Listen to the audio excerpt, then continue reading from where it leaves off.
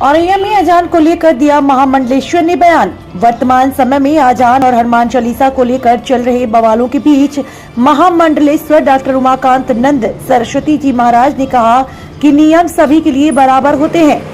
अगर अजान के लिए लाउड स्पीकर नहीं रुकेंगे तो हम भी चालीसा पाठ करते रहेंगे। अल्लाह एंड ऑर्डर न मानने पर हम भी बजाएंगे लाउड स्पीकर।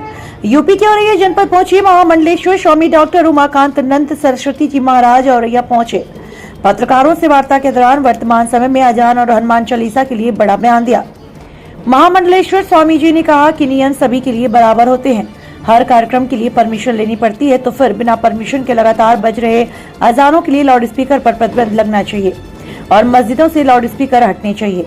अगर अजान के लिए बजने वाले लाउड स्पीकर नहीं हटाए गए तो हम भी पीछे नहीं हटेंगे। लॉ एंड ऑर्डर सबके लिए बराबर है। हमारे धर्म में कोई भी कार्यक्रम सभी कार्यक्रमों में परमिशन लेकर ही लाउड स्पीकर बजाए जाते हैं, लेकिन वर्तमान समय में जो तेज आवाज आ रही है वह अजानों से आ रही है। इन अजानों की आवाज से वहां के आसपास रहने वाले लोगों को समस्याएं होती हैं, पढ़ने वाले बच्चों को समस्या होती है। इसलिए मस्जिदों से लाउड स्पीकर का हटाया जाना अति आवश्यक है। अगर वो नहीं मानेंगे तो हम भी नहीं मानेंगे। औरैया से अमित कुमार शर्मा की रिपोर्ट। देखिए, इसमें तो कोई विवाद होना नहीं चाहिए, क्योंकि अजान पढ़ने का जो सिस्टम है उनका, तो उसमें उनको अपने ही सीमा में पढ़ना चाहिए। और जहाँ तक कि लाउड स्पीकर का सवाल है, उसमें किसी भी कार्यक्रम के लिए धार्मिक या सांस्कृतिक एक सीमा बनाई गई है हर शहर के लिए कि आप 10 बजे रात के बाद बंद कर देंगे या इतनी ही आवाज़ में करेंगे। कहीं भी कथाएं होती है, बड़े प्रवचन होते हैं, तो आवाज़ सीमित करा दी जाती है ताकि वहाँ बच्चे पढ़ रहे हैं। तो भेदभाव नहीं होना चाहिए। अगर हिंदुओं के लिए या दूसरे समाज के लोगों के लिए व्यवस्था है कि एक सीमा में ही आवाज़ रखी जाए, या हॉस्पिटल है या स्कूल है वहाँ उतनी आवाज़ न की जाए, तो अजान के लिए भी अगर जहाँ खाली है, लोग नहीं है, तो आप ज़ोर ज़ोर से बजा लीजिए, नहीं तो दूसरे लोगों को भी तकलीफ़ होती है। आप अपनी एक सीमा में रखें। और इसमें समस्या आ रही है कि जब सबको परमिशन लेना पड़ता है किसी छोटे कार्यक्रम के लिए भी, तो अजान के लिए जिनको परमिशन नहीं है, इलीगल तरीके से लाउड स्पीकर लगाया हुआ है, तो उनके लाउड स्पीकर हटने चाहिए।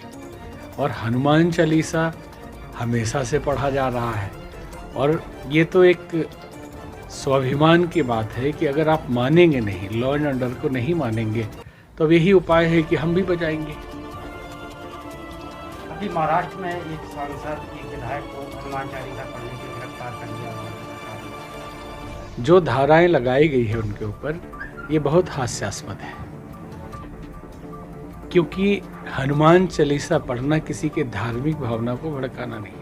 यहाँ तक कि अजान पढ़ना तो धार्मिक भावना को भड़काना हो सकता है, अगर उसके अर्थ को ठीक से समझे तो। उसमें साफ साफ कहा जाता है कि खुदा के अलावा इस दुनिया में कोई नहीं है बड़ा। तो दूसरे संप्रदाय वाले, धर्म वाले कहेंगे हमारे भी बड़े, आप तो हम धार्मिक भावना हमारी भड़का रहे हैं, जबकि उसके लिए आज तक किसी ने नहीं कहा कि यह अजान धार्मिक भावना भड़का रहा है।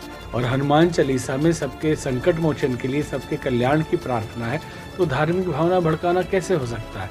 तो सारे मुकदमे फर्जी हैं और सारे गैर कानूनी तरीके से उनको अरेस्ट किया गया है, क्योंकि किसी सांसद को आप बिना स्पीकर के, लोकसभा अध्यक्ष के परमिशन के अरेस्ट नहीं कर सकते हैं, और बिना अरेस्ट वारंट के भी किसी को नहीं अरेस्ट कर सकते हैं। तो मनमौजी सारा कार्यक्रम चल रहा है। उद्धव ठाकरे जी का समय समाप्त होता दिख रहा है, क्योंकि बाला साहब ठाकरे हिंदुत्व के लिए जीते थे, और उनके पीछे बोले गए शब्दों को अगर ध्यान देंगे तो लगता है उद्धव ठाकरे कहाँ चले गए। ये तो औरंगजेब के नीति पर चलने लगे हैं।